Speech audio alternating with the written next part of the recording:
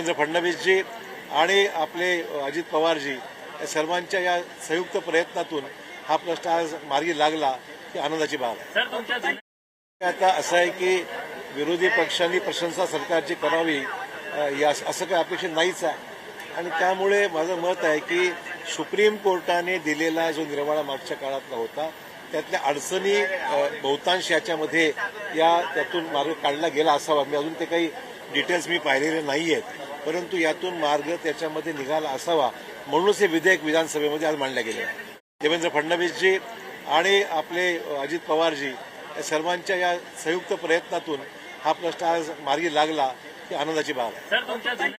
आता असं आहे की विरोधी पक्षांनी प्रशंसा सरकारची करावी असं काही अपेक्षित नाहीच आहे आणि त्यामुळे माझं मत आहे की सुप्रीम कोर्टाने दिलेला जो निर्वाळा मागच्या काळातला होता त्यातल्या अडचणी बहुतांश याच्यामध्ये त्यातून मार्ग काढला गेला असावा। मी अजून ते काही डिटेल्स मी पाहिलेले नाही आहेत, परंतु यातून मार्ग त्याच्यामध्ये निघाला असावा म्हणूनच हे विधेयक विधानसभेमध्ये आज मांडलं गेलं आहे।